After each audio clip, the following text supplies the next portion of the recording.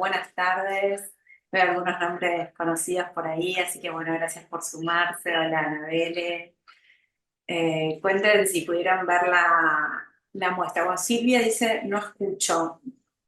Puede ser que subir el volumen, puede ser, o si no, te recomiendo que salgas de la reunión y vuelvas a entrar, que a veces es lo más sencillo, salir y volver a entrar para que se reactive el audio. Cuando entras, te da una opción de sumarte al audio compartido, Sí. pero es como un botón que aparece apenas entras. No, no, no. Algunos que están, ahí ve a alguien con el micrófono abierto, perdón, le silencio. Bueno, entonces, como les contaba, estamos en este nuevo encuentro de nuestro ciclo de clases a distancia. Como ustedes ya saben, o si no saben, se los comento. Es un ciclo que venimos haciendo desde el 2020, desde la pandemia, y lo que un poco buscamos es abrir nuestras salas de exhibición, tanto, digamos, salir un poco por fuera de esta presencialidad que muchas veces el museo nos demanda y las mismas obras de arte, y también ampliar los temas, entrarle a la exhibición también por campos disciplinares diversos, que es un poco lo que vamos a hacer hoy con nuestro profesor invitado. Para quienes no vieron la muestra, les voy a hacer un muy pequeño paneo y aprovecho para contarles que después de esto tendremos la semana que viene otra clase y luego en diciembre también otra clase más, así que después vía mail les mandamos las invitaciones. Está muy buena la programación de lo que queda del ciclo. Las salas de exhibición se las voy a pasar muy breve, sobre todo para quienes no hayan podido ver todavía la muestra. Tenemos más de 100 piezas que vienen de una exhibición que se hizo en el Museo de Mali, en Perú, muy exhaustiva. Tiene un recorrido cronológico que comienza con los inicios del Imperio Incaico, con la cultura tiwanaku, la cultura wari. Después se mete ya como de lleno en el periodo imperial con piezas que tienen, digamos, diferentes materialidades. Hay muchos textiles, hay también, bueno, por supuesto, piezas de cerámica, piezas en madera. Es bastante diversa la muestra y en ese sentido es muy rica. Tenemos una sección que se incluyó aquí en la exhibición en Buenos Aires, que tiene que ver con la presencia del Imperio Incaico en nuestro territorio, que de esto también se va a hacer un seminario la semana próxima, que también se va a transmitir online y presencial. Así que si les interesa, pues les voy a estar mandando todos los avisos parroquiales para quienes quieran seguir profundizando en estos temas. Y la sala de arriba, como les decía, que la muestra tiene un recorrido cronológico, entonces tiene toda una sala dedicada a posterior a la conquista o digamos a partir de la llegada de los españoles, 1530, la llegada de Pizarro y todo el proceso como de conquista del imperio y de desarme del imperio incaico. Está todo en una sala que llega hasta el siglo XIX, o sea, posterior a la independencia del Perú. Así que, bueno, es bastante interesante ahí también ver los sincretismos y las pervivencias que, por supuesto, llegan hasta el día de hoy. Muy bien, y para el encuentro que tenemos hoy, es un encuentro que lo vamos a dedicar a pensar un poco en la materia textual, si se quiere. Les voy a leer dos párrafitos muy breves sobre la temática de este encuentro. En 1532, el encuentro entre Francisco Pizarro y el Inca Atahualpa marcó el choque de dos culturas opuestas, un choque violento, podemos decir, no solo en poder y tecnología, sino también en sus valores y formas de entender el mundo. En este contexto surgió una nueva visión sobre el otro marcada por la resistencia y negociaciones entre dos cosmovisiones, una escrita y otra oral. En esta clase, a distancia, vamos a partir de los textos del Inca Garcilaso y también de Guamán Poma Ayala, un testimonio tan valioso para acercarnos a la cultura incaica, y vamos a explorar cómo los objetos andinos fueron representados y resignificados en las crónicas escritas en español. y para eso tenemos a nuestro docente invitado, el profesor Carlos Dosielgue. Él es licenciado y profesor en letras, ahí nos saluda, por la Facultad de Filosofía y Letras. Está especializado en literatura latinoamericana colonial, es jefe de trabajos prácticos en literatura latinoamericana y su investigación de doctorado está enfocado en el análisis de fuentes documentales relacionadas con las primeras exploraciones y conquistas del Río de la Plata. Ha dictado talleres y publicado artículos sobre estos temas y sobre las resignificaciones de los relatos coloniales en reescrituras de los siglos XIX y XX. Así que bueno, muchas gracias, Carlos. Te dejo la palabra para compartir. Hola, bueno, bienvenidos, bienvenidas a esta clase. Gracias, Noemí, por esta invitación, que es un gran placer. Las agradezco, digamos, a PROA, a la Fundación, esta manera de difundir también el arte y ponernos a pensar desde distintos lugares en esto que va más allá, digamos, de una exhibición, ¿no? Eh, y esa es un poco la idea. Cuando, digamos, me convocan y voy a ver la muestra, en principio lo que a mí me alucinó, me llamó la atención, fue ver todos esos objetos en un museo, precisamente cuando uno va, ¿no?, en general a ver una exposición de arte, cuadros, objetos con una intención destinada a ese goce estético, ¿no? Y lo primero que me pasó fue ver esos objetos que en muchos casos estaban usados, ¿no? Que tenían el paso del tiempo, estaban gastados, entonces estaban escindidos de esa vitalidad que los había originado. Y eso fue el origen de esta charla, ¿no?, de esta clase, porque enseguida recordé cada uno desde su lugar, observa, interpreta, trata de explicarse, y bueno, mi lugar de observación tenía que ver con estos textos que uno transitó en diferentes momentos, sobre todo, como decía Noemí, la nueva crónica del buen gobierno de Guamán Pomá de Ayala, que enseguida nos trae sus imágenes y las podemos relacionar. Pero también el Inca Garcilaso de la Vega, las primeras crónicas que tenían que ver con el encuentro de Cajamarca, con la conquista del Perú. Eh, y desde ese lugar traté de armar un recorrido, ¿no? No vamos a ver todas las obras, ni relacionar todas las obras, sí unas cuantas, y las vamos a tratar de ir poniendo en diálogo con textos y con otras imágenes que me parece que pueden ser productivas para completar el sentido de algunos recorridos. Eh, pero bueno, siempre parto de esta idea, ¿no? De el uso, y por eso hablamos de los objetos y las narrativas, de esos objetos que tenían un destino práctico, un destino útil o un destino ritual, ¿no? Pero que tenían un sentido para la vida misma de las personas y, digamos, hoy los observamos estáticos, expuestos, planchados, ¿no?, limpios en una exhibición. Eh, y, y esto, digamos, invita también a la reflexión, me parece, sobre el valor del objeto, ¿no? Eh, y el sentido que le damos en nuestras culturas y en las otras culturas.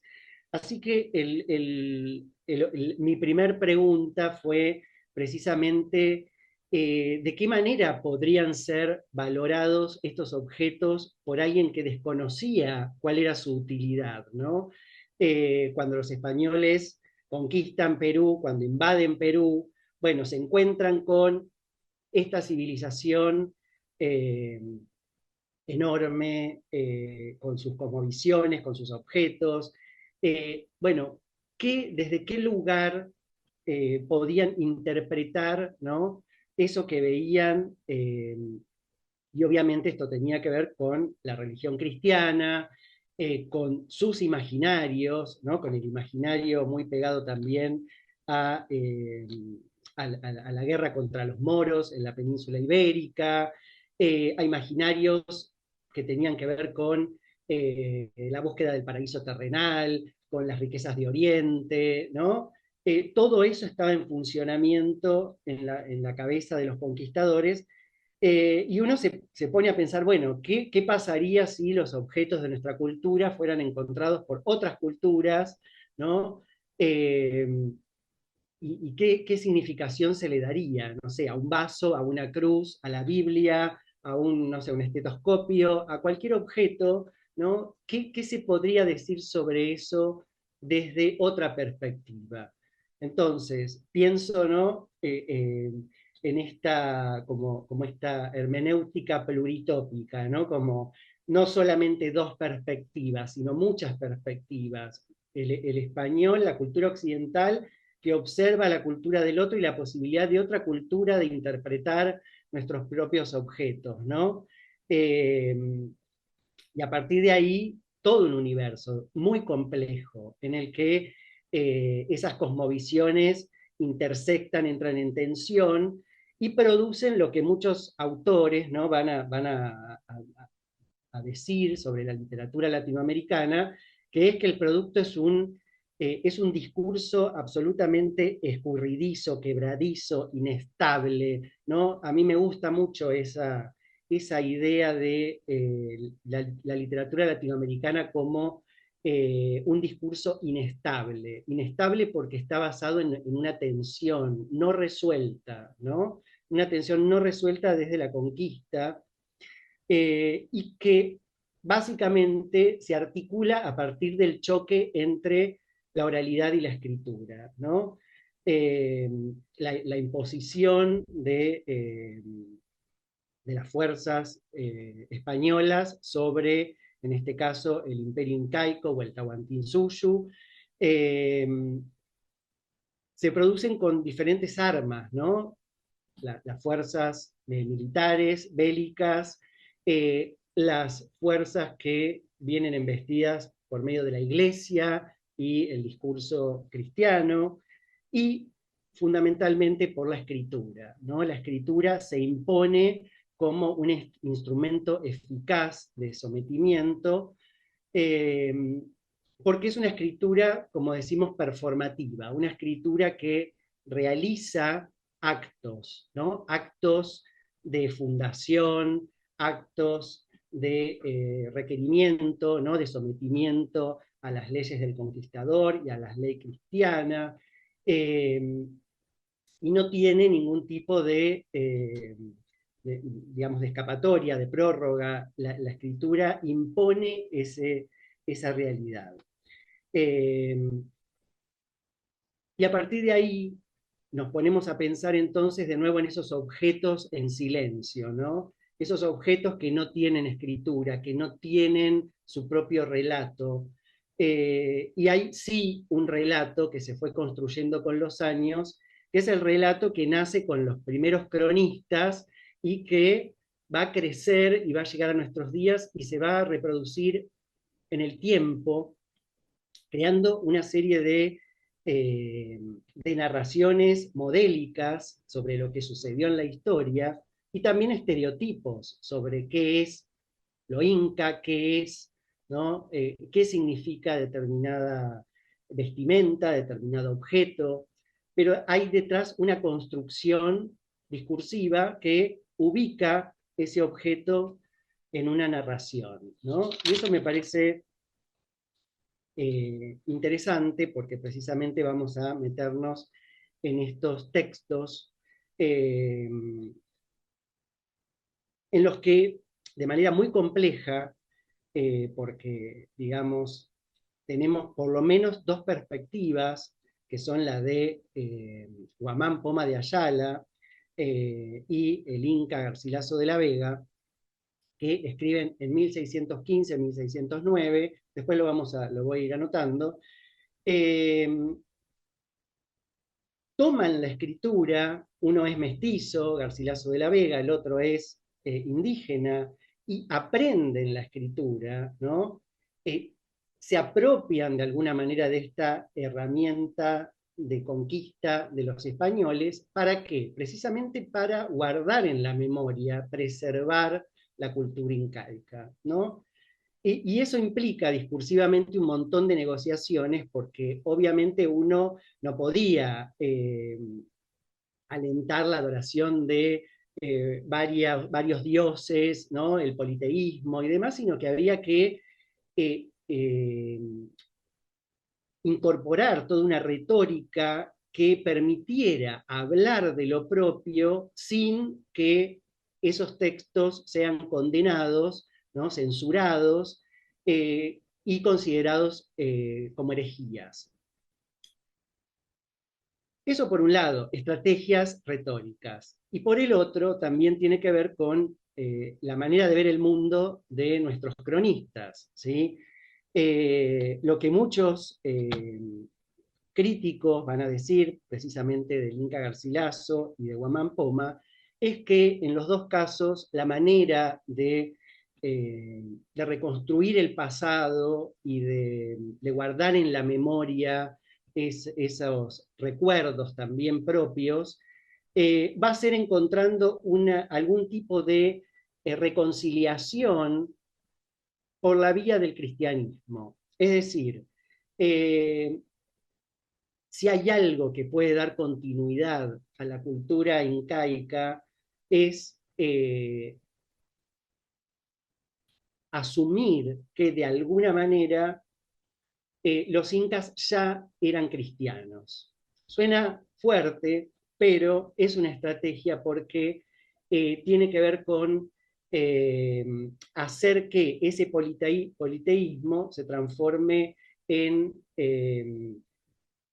digamos, la asociación de un único Dios, como podría ser Viracocha, con el Dios cristiano, y de esa manera, como digo, negociar, hacer entrar en tensión un discurso que permite hablar de lo propio sin que el texto sea condenado.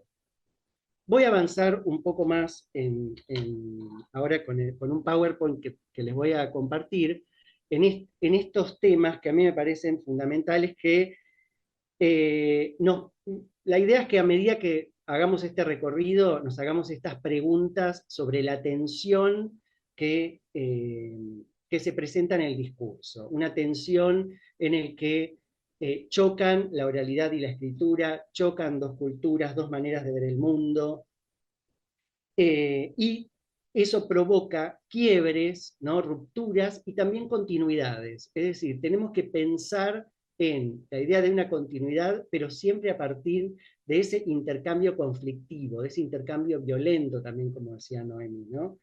Eh, ese es el producto al que tenemos que acceder de manera muy compleja, ¿no?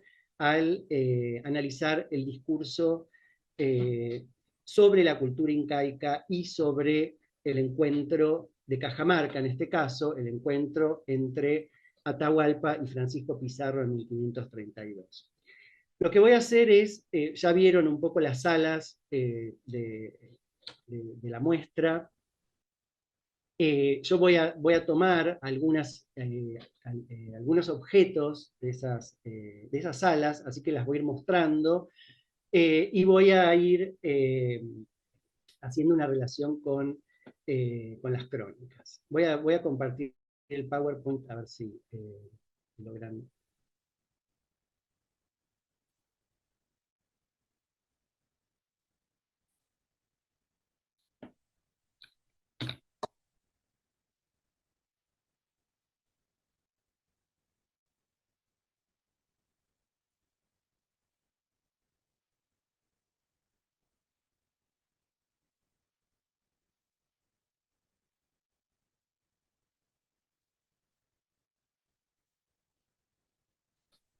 Ahí lo pueden ver.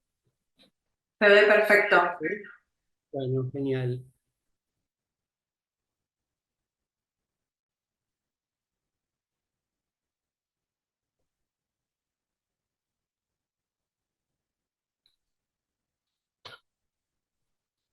Bien, este es el título de la muestra. Y lo primero que quería este, ver,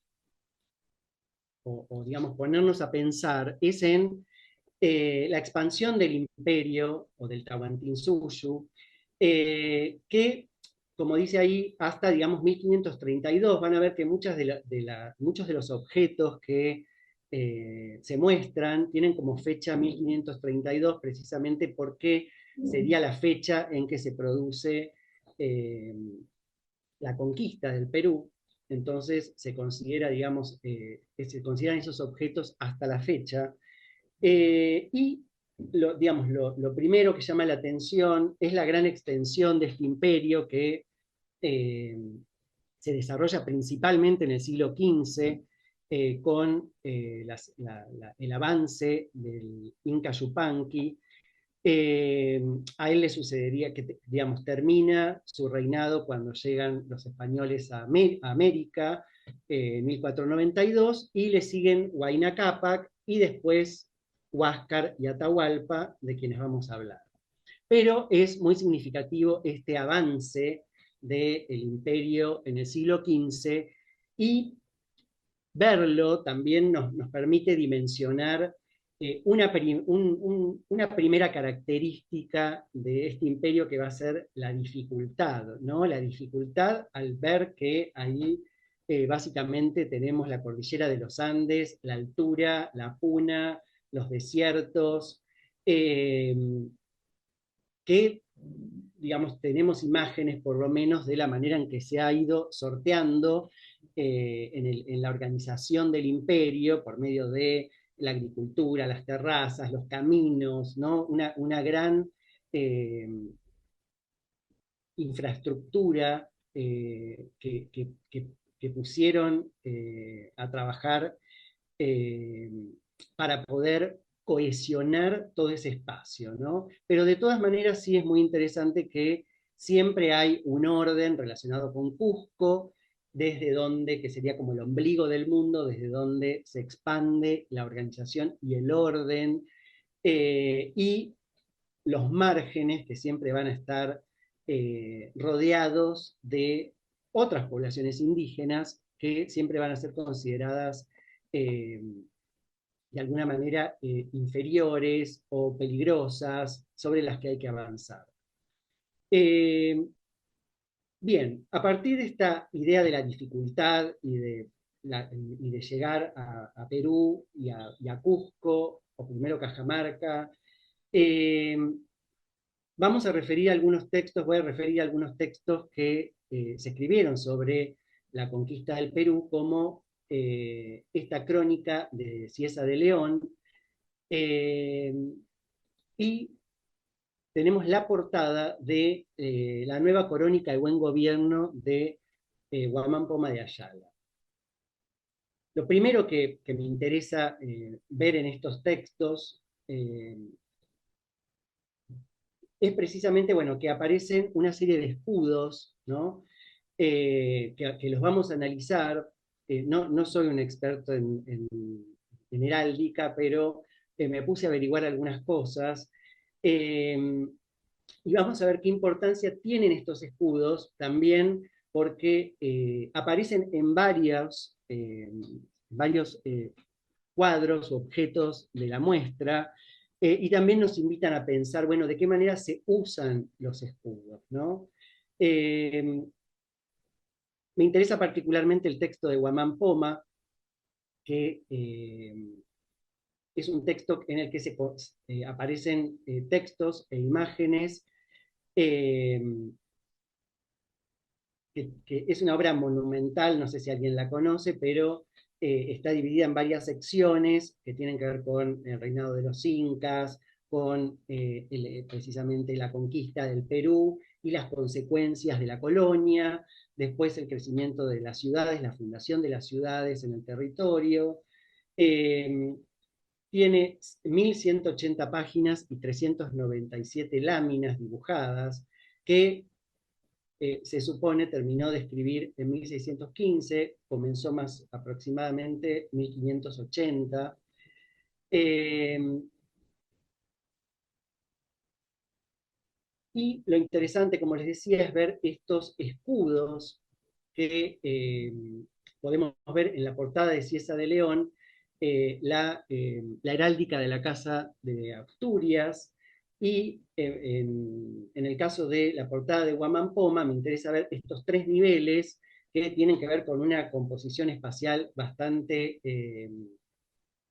compleja, digamos, que tiene que ver con las dimensiones Hanan y Urin, donde eh, se valoran de manera diferente a la valoración espacial occidental los diferentes elementos. Pero digamos, no quiero complicar la exposición con esto. Sí quería que vieran el escudo papal con estas dos llaves de oro y plata que implican, ¿no?, la entrada a los cielos, el escudo, y está el Papa, su santidad, a la izquierda. En el centro, el escudo de Castilla y León, eh, que tiene, digamos, las, el cuartelado con dos castillos o torres de oro, sí, las tres almenas, y dos leones púrpuras, en general se representa, en posición rampante, ¿no? Además aparece en último término el escudo y la firma de Guamán Poma a la izquierda, donde aparece precisamente por su propio nombre, ¿no?, un halcón, Guamán, y un puma de Guamán Poma. Eh, Me interesa que aparezcan los escudos porque están implicando los poderes, ¿no?, con los que de alguna manera Guamán Poma está dialogando, ¿no?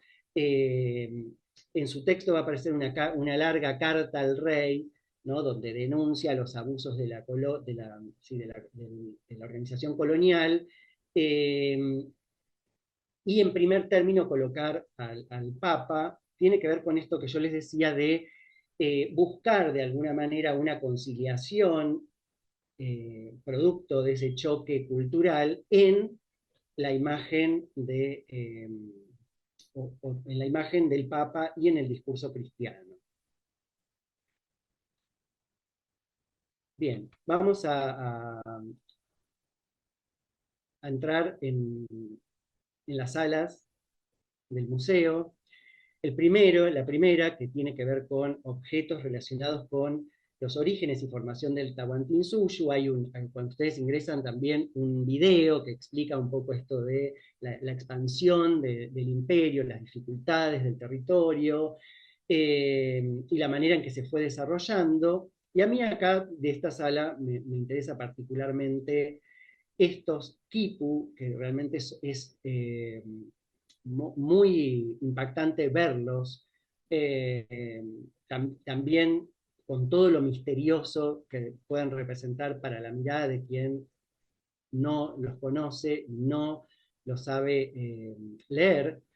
Eh, pero bueno, tienen que ver con esto que yo les decía de la cultura oral enfrentada a la cultura escrita, ¿no? Tenemos estos libros que les presentaba, que tienen que ver con construir una historia, la historia de los incas, la historia de los antepasados incas, y la historia posterior de la conquista española. Y por otro lado tenemos estos objetos que están relacionados con la cultura oral, ¿no? Esta cultura que no podemos leer de alguna manera. Y estos objetos que siguen representando un misterio, se supone que tenían que ver más que nada eh, con datos numéricos, es decir, servían como auxiliares mnemotécnicos para eh, contar cuestiones que tenían que ver con la administración del imperio, pero se supone que también podrían servir para construir pequeños relatos o sucesiones temporales también, pero no lo podemos leer. Eh, En Wamampoma aparecen también estos quipus. Fíjense que aparecen también relacionados con el contador y tesorero. Por eso, de alguna manera, esa información nos permite pensar que tenían que ver con cuestiones económicas y de organización del imperio, pero no tenemos otros datos, ¿no? Bien, acá aparece otro de los que están en el museo, que también pueden ver que además de los nudos tienen colores, cintas, diferentes extensiones. Eh, Bien, por supuesto, estos objetos además son de difícil acceso porque así como nos pueden producir cierta fascinación hoy o por el interés que sea, en su momento también significaron una gran fuente de temor, ¿no? Es decir, ¿qué eran esos objetos que provenían de esta religión y de esta cultura eh, diabólica, ¿no? De herejes? Bueno, por eso, durante las campañas de extirpación de idolatría, sobre todo hacia 1570, después de 1572, con la gobernación de Francisco de Toledo, todos esos objetos se destruían, se quemaban, ¿no? Se perseguían, eh, y por eso también la falta de información sobre ellos, ¿no? Eh, Bien, en la sala siguiente que tenemos, digamos, tenemos objetos más relacionados con la organización y administración del imperio. Eh, Tenemos objetos de todo tipo, objetos rituales, objetos de trabajo, objetos de almacenamiento, vestimentas. Es decir, el universo doméstico y el universo religioso aparecen acá. Eh, Podemos ver acá algunas ropas, algunos objetos de uso doméstico. Eh, Vamos a ver objetos, qué significan todos estos objetos que aparecen, algunos, ¿no? Porque no hice un registro de todos, pero sí, por ejemplo, estas esculturas en forma de camélido, que eran de diferentes, como ven, pueden ser de plata, de espóndilo, que es un objeto que proviene, o sea, es una concha marina muy apreciada en el momento, que tenía como el valor del oro, la plata, y que aparece en varias salas. Por ejemplo, aparece eh, no sé si alguien fue al Museo de Alta Montaña en Salta, donde están los niños de Lulayaco, eh, y el sacrificio, digamos, que tenía que ver con Capacocha. Bueno, en la sala 3 hay una pequeña sala que recupera este relato, ¿no? Y que se pone en contacto con lo que uno puede ver en el Museo de Alta Montaña, y ahí uno puede apreciar la presencia de estos objetos que tenían que ver con ofrendas rituales, eh, relacionadas con digamos, algún tipo eh,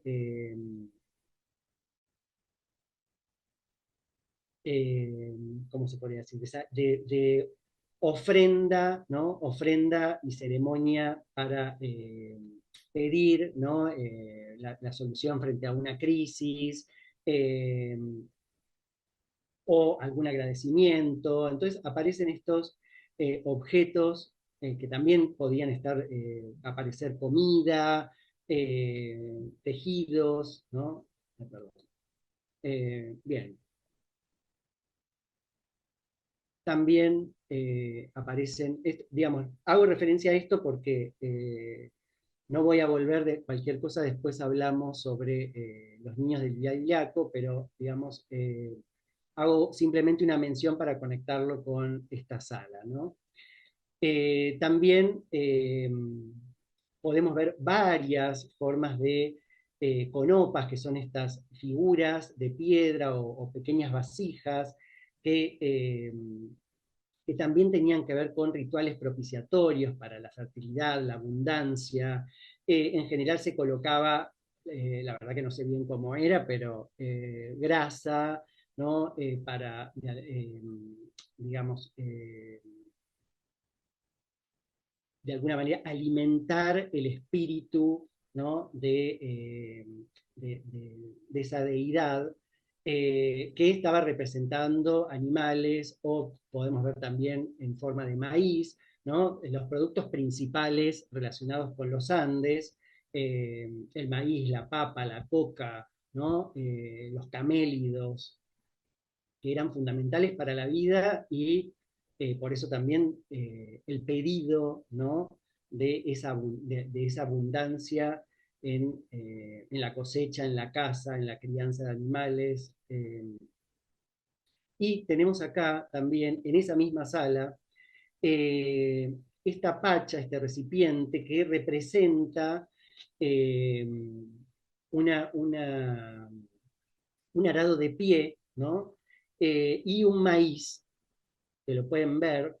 Y este objeto me pareció súper interesante para pensar eh,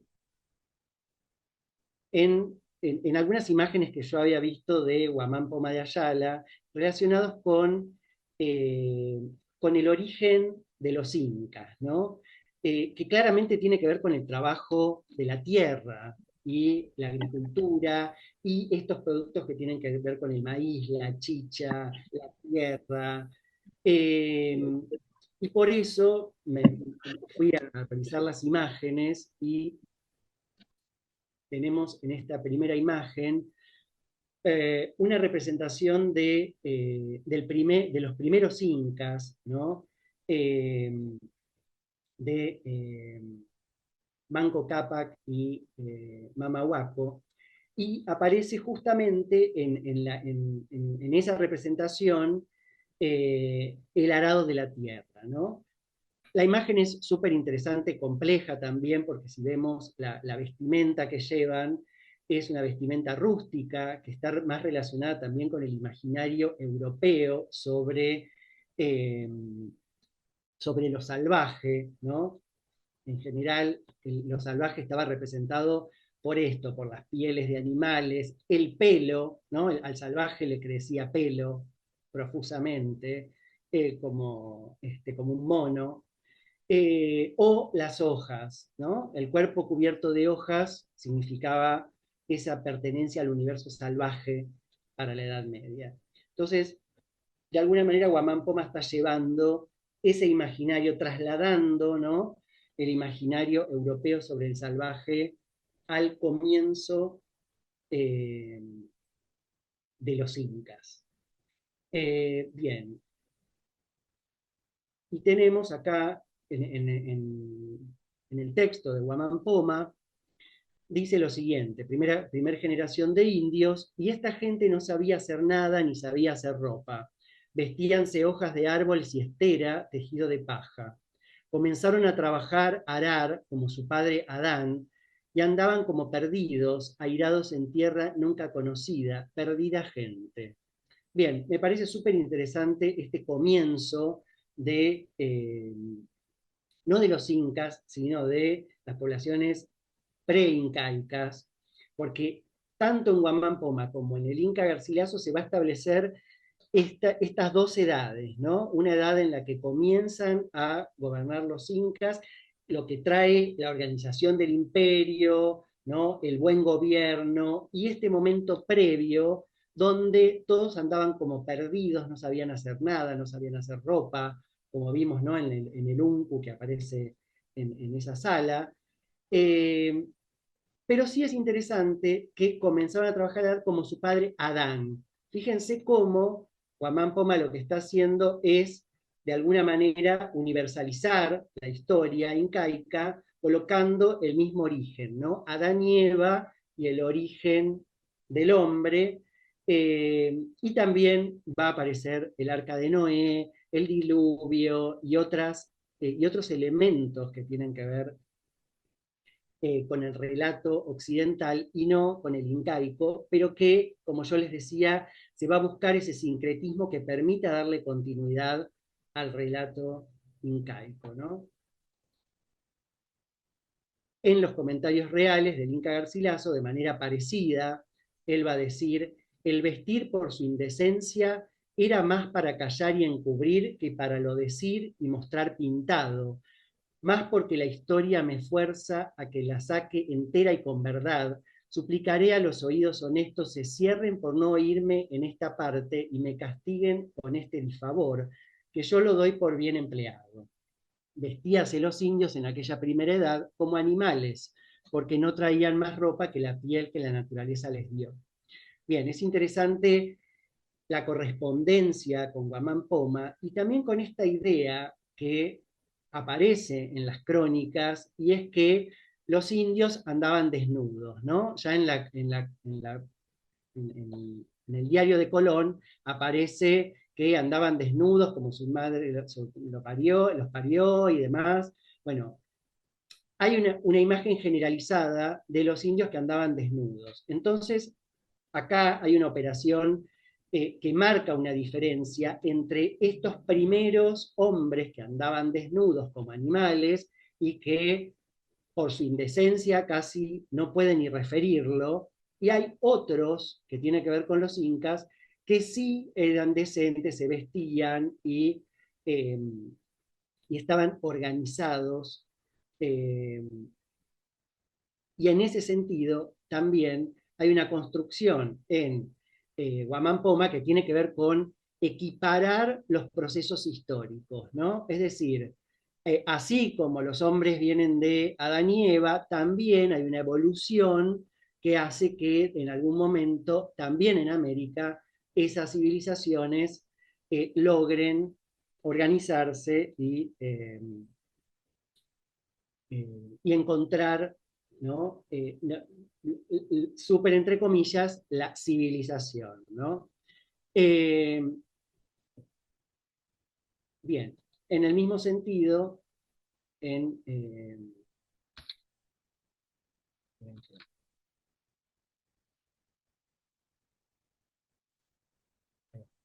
en el mismo sentido van a aparecer las imágenes de Adán y Eva eh, con las mismas figuras y nuevamente el arado, ¿no? Con respecto a la fundación de Cusco, el Inca Garcilaso va a referir esta historia que por ahí ya la conocían, en la que el Padre el Sol, de manera semejante a lo que sucede en el relato occidental cristiano, eh, crea a dos hijos, una mujer y un hombre, para que vayan al lago, digamos, recorriendo el territorio desde el lago Titicaca, a buscar el lugar donde asentar la futura civilización y lo que tienen que hacer es probar que una barra de oro se hunda en ese territorio y obviamente donde va a suceder es en Cusco, ¿no? Dice, la primera parada que en este valle hicieron, dijo el Inca, fue en el cerro llamado Guanacauri, al mediodía de esta ciudad. Allí procuró hincar en tierra la barra de oro, la cual con mucha facilidad se les hundió al primer golpe que dieron con ella, que no la vieron más, ¿no? Bien, de esta manera lo que quiero que vean es como partimos de esta idea de las tensiones y de los quiebres y de cómo se toman, ¿no? Hay apropiaciones y a la vez relatos propios, se produce este sincretismo en la escritura, ¿no? Bien, vamos a pasar a otra sala, que es la sala 4, donde saltamos a un punto de quiebre. No tengo mucho tiempo, así que lo voy a hacer rápido, eh, porque tengo un montón de cosas para decir, podría estar 3 horas, pero veo que no da. Eh, y lo que sí me interesa es ver este relato de el encuentro de Cajamarca, ¿sí? Vuelvo sobre estas imágenes de la sala anterior, eh, para focalizar en estas econopas, como ya habíamos visto, que son pequeñas son miniaturas, eh, donde aparecen estos, digamos, estos diseños, ¿no? Geométricos que caracterizan eh, a la cultura inca. Acá tenemos otro con el diseño cuadriculado, el que habíamos visto grande porque los otros son pequeñitos. Eh, y acá este que a mí digamos, me llamó mucho la atención por esto de que está gastado, de que habría sido utilizado por un guerrero inca, ¿no? La utilización del damero como algo propio de los guerreros, o por lo menos a partir de lo que nosotros podemos conocer de lo que quedó como testimonio en las crónicas, por ejemplo, en la de Huamán Poma, donde tenemos en esta representación de un enfrentamiento ese diseño del damero. Eh, y voy a pasar, digamos, a partir de esta imagen a un cuadro que sí se encuentra en la sala 4, que es este anónimo cusqueño de Santiago Matamoros y la toma de Cajamarca, donde, bueno, en un primer plano es una representación bastante ambigua, porque tiene dos planos, un plano donde está Santiago Matamoros, eh, que, digamos, viene de la tradición, como les decía, hispánica previa a la conquista de América y la persecución de los moros, y, eh, y cómo detrás, en un costado, podemos ver digamos, hay un conquistador que yo interpreto podría llegar a ser Hernando de Soto por una situación que se da en las crónicas. Hay un indígena con una bandeja ofreciendo oro para comer oro al caballo y al conquistador.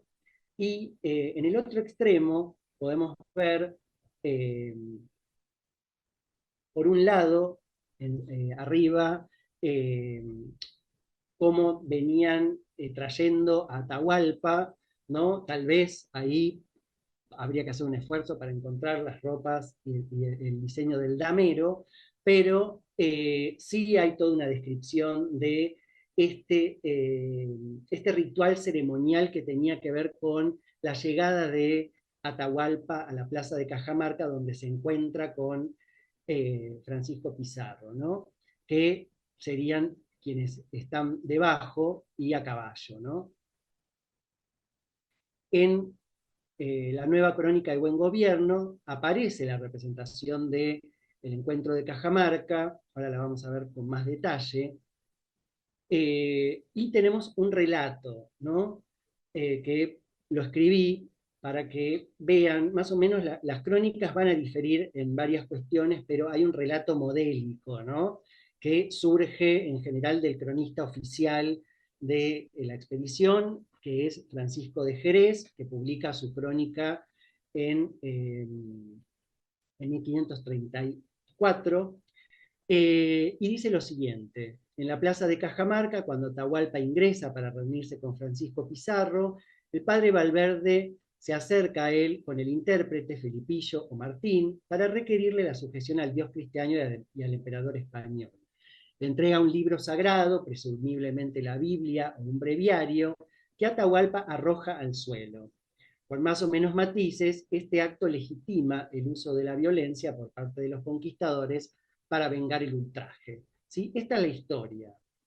Eh, Le entregan la Biblia, el padre Valverde, y él la arroja. En algunos casos trata de escuchar, porque le dicen acá está la palabra de Dios, escuchar, no escucha nada, lo tira, ¿no? Porque no escucha. En otros simplemente lo arroja. Hay otro relato en el que hay un momento previo en el que precisamente Hernando de Soto arroja la chicha que le ofrecen, que Atahualpa le ofrece chicha y él la arroja. Entonces este acto vendría a ser como una respuesta a lo que había hecho Hernando de Soto, o sea, los españoles rechazan la chicha, Atahualpa rechaza la Biblia, ¿no? Digo, para pensar en el valor de los objetos. ¿Qué significaba la Biblia para Atahualpa? absolutamente nada, ¿no? Eh, por eso, para los españoles es una ofensa lo que para Atahualpa tal vez había sido una ofensa que arrojaran la chicha, ¿no? Eh, Bien, en primer plano podemos ver en el centro Atahualpa, no sé si llegan a ver los nombres, a la izquierda tenemos a Francisco Pizarro, y a la derecha, digamos, a las dos figuras que van a ser centrales en este encuentro, debajo, con la Biblia y la cruz, no sé si las pueden ver, eh, está eh, Vicente Valverde, ¿no?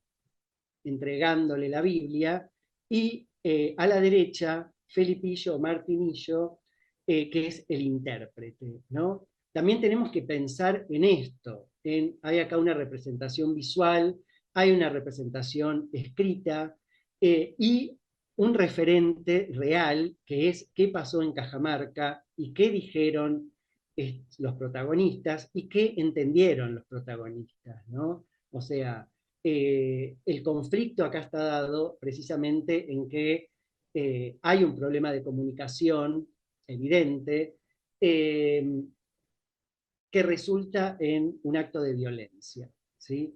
Eh, Como les decía, me quedan un montón de cosas, pero yo creo que vamos a dejar acá.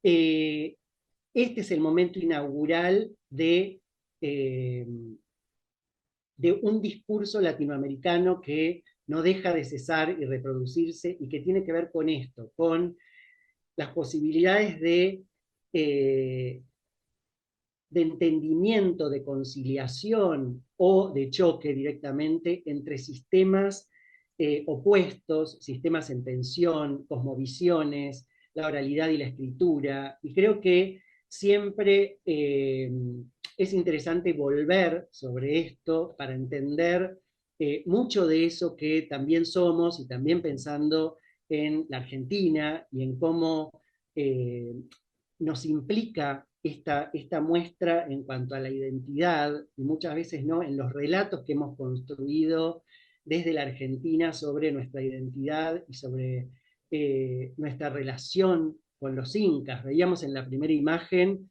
ese imperio que avanza sobre el norte argentino y en qué lugar tiene la historia del Incario en nuestra historia, ¿no? Creo que es una pregunta fundamental para hacerse cuando uno ve esta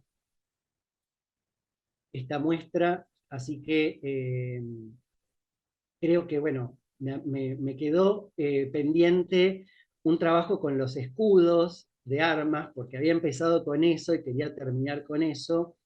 Eh, ¿Me escuchan ahí? Te escuchamos, Carlos. ¿Sí? Tenemos unos minutos más si querés redondear, hacer el cierre con los escudos. Te Bien, escuchamos. dejé de compartir, ¿no? No, seguís compartiendo. Va, por lo menos yo veo tu pantalla, tu presentación. Ahí va, voy a dejar de compartir. Ahí está. Bien, el tema de los escudos era súper interesante porque tiene que ver con la manera en que se usan.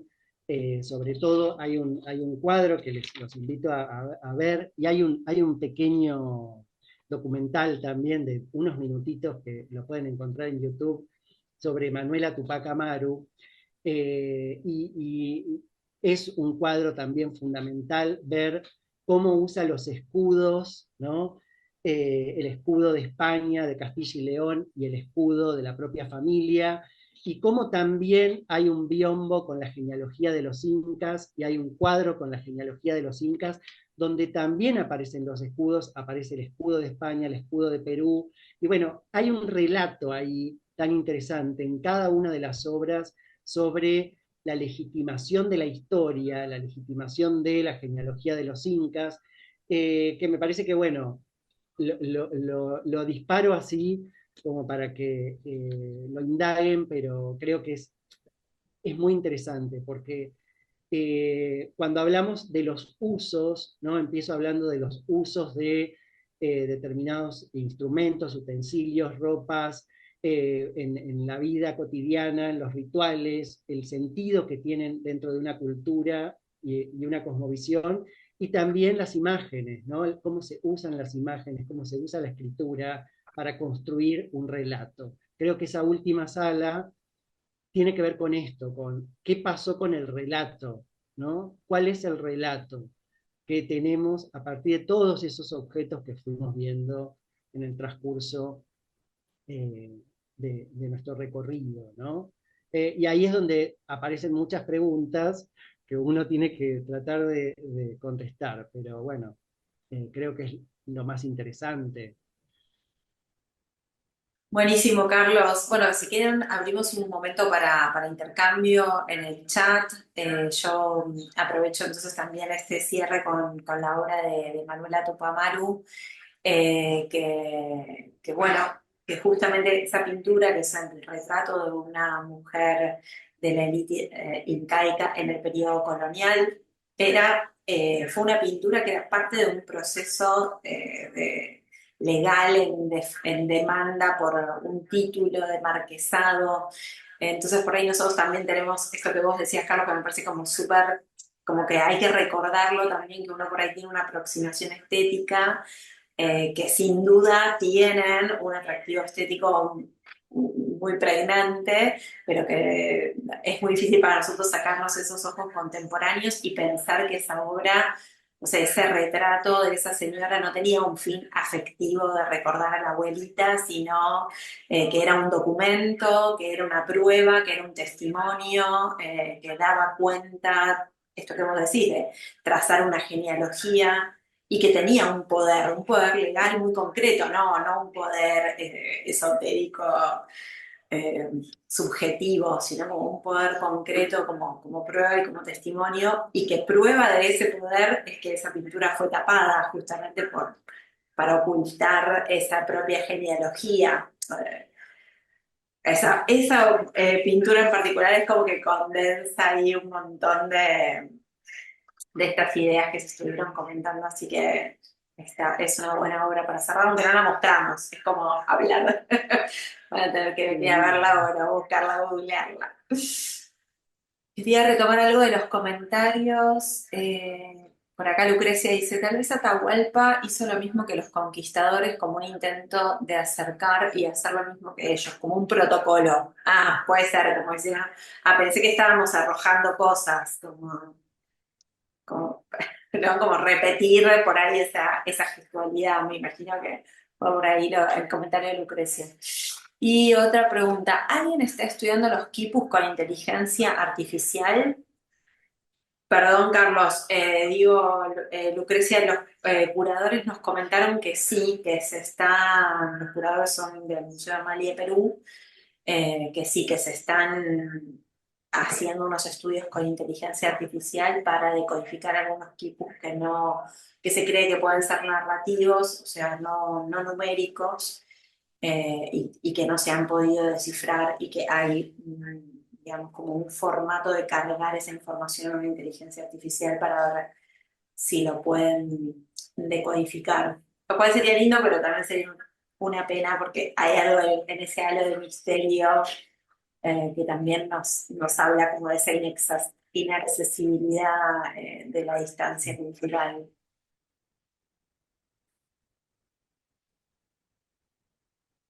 Bueno, y después muchos agradecimientos, así que no, gracias a ustedes por conectarse en este día. Muchas gracias, Carlos, acá Yamila dice, es muy conmovedor ver el esfuerzo de los cronistas para que perviva algo de su cosmovisión frente a tanta violencia epistémica.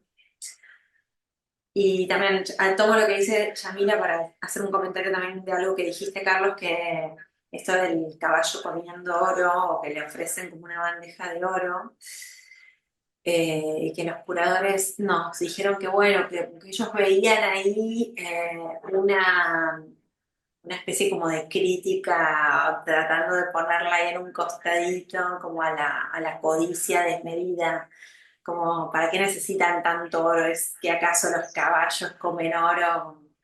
Entonces, bueno, esa pequeña como representación lateral de fondo un poco viene a tratar bueno, encontrar como lugares por ahí solapados para meter ahí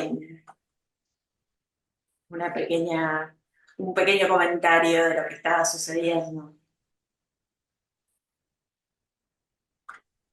Sí, por eso, perdón, decía también que de- ese relato, ¿no? Va a estar matizado de múltiples maneras, de acuerdo a quién sea el que narra, ¿no? Y sus intereses también, porque siempre hay un interés, a veces tenía que ver con el reparto del botín, y entonces alguien que quedó resentido va a echarle la culpa o va a desplazar a una, por ejemplo, Pizarro aparece muy poco como protagonista de los hechos en las crónicas.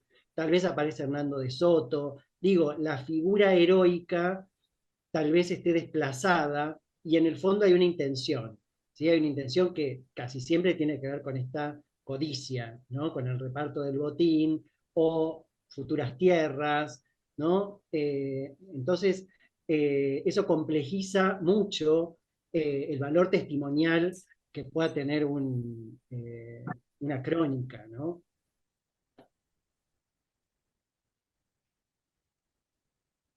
Totalmente. Bueno, creo, no sé, siguen los saludos. ¿Hasta cuándo estará muestra? Hasta el 10, no me acuerdo si es 18 o 19 de enero, pero ahí enero, el domingo que cae ahí 18-19, es el día de cierre de la muestra. Los esperamos, estamos de miércoles a domingo, los miércoles es nuestro día gratuito. Va a haber un montón de actividades, ahora cerrando un poco el año académico. Bueno, como les decía, vamos a tener algunas clases más. La semana que viene, el día miércoles, tenemos otro encuentro de clases a distancia sobre el rol de las mujeres en el mundo andino, prehispánico y luego colonial. Vamos a volver a hablar sobre la obra de Manuela Tupamaro. Todas las clases las vamos Bueno, agarrando ahí la conectamos. de distintas perspectivas. Después vamos a hacer un salto temporal. Estamos cerrando una clase sobre Antonio Berni, o sea, nada que ver, pero tiene todo que ver porque, bueno, es un poco cómo él hace un viaje y recupera algo del imaginario prehispánico, así que también pensando un poco cómo en el siglo XX los artistas también miraron como sobre nuestro territorio, nuestro pasado, y como siempre les vamos a estar enviando por mail un anexo con links por si quieren seguir indagando en los materiales, bibliografía y las clases quedan grabadas y bueno, con un poquito de delay, pero las vamos a estar subiendo a nuestro canal de YouTube por si alguien quiere como pues, repasar también bibliografía o alguna parte. Sí, yo después les mando por mail, porque acá me preguntan cómo se pueden inscribir. Yo después les mando a todos los que se inscribieron, les mandamos un agradecimiento, les mandamos una encuesta también para saber si quieren mejorar algo, hacer sugerencias, sugerir temas de interés para futuras clases. Les mandamos el anexo de bibliografía y les mandamos también la invitación para las próximas clases. Sí, avisos parroquiales ahí para cerrar abriendo y cerrando el cuento. Bueno, Carlos, nuevamente agradecerte, agradecerles a todos por haberse conectado El y seguimos. agradecimiento mío totalmente, un placer total acá estar compartiendo con ustedes. Eh, Así que bueno, gracias Noemí, a todos, a todas. Y bueno, espero que nos veamos en algún otro momento. Eso, nos vemos la próxima. Saludos.